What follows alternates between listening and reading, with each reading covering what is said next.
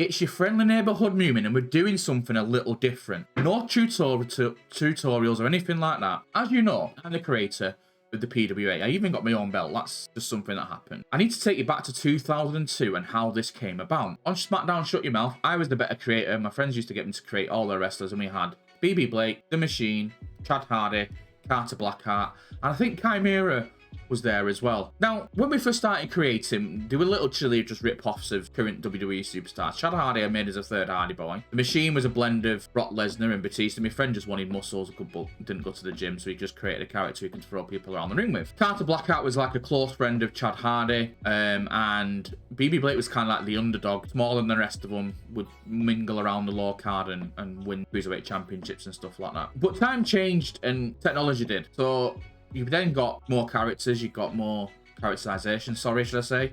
BB Blake was actually the first one that I created from scratch with a personal logo, with a face texture and all that jazz. You'd think it's Chad Hardy if you know this channel well. It's not. It was BB Blake. If you are new to the channel, please feel free to give me a like, subscribe. Well, the reason I'm telling you this is because the cornerstones of PWA, I think it was 2K15, was the very first time I had a logo for PWA in its own title. BB Blake would be a cornerstone of the popular junior heavyweight division. Him and others would put on matches, and it was a bit like TNA's X division, where because of how good that division was, people would tune in to PWA.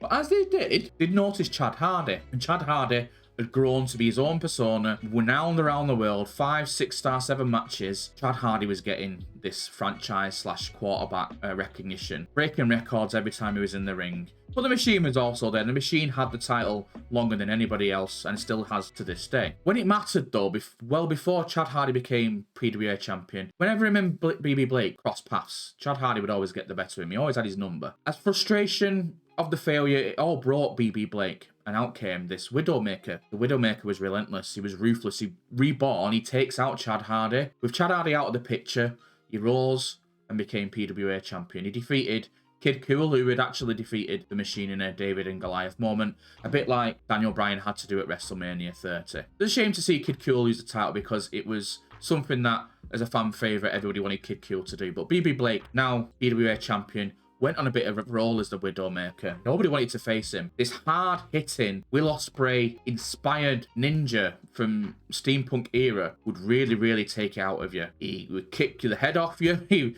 Honestly, people did not want to face BB Blake in this moment, but Chad Hardy returned from injury and eventually would come over BB Blake and take the title off him one more time. Again, showing that Chad Hardy just happens to have his number all the time. A few months later, BB Blake would actually win the title again, but he was in a triple threat and he didn't pin Chad Hardy. Again, that asterisk against it, just Chad Hardy seems to have his number. But destiny wasn't done with him. Now, under the bright lights of Madison Square Garden, you're going to see the start of a story of how BB Blake became the legend as he is today. 2 men at a crossroads. One seeking redemption, one defending his crown. This is the story of BB Blake, the redemption of a CAW.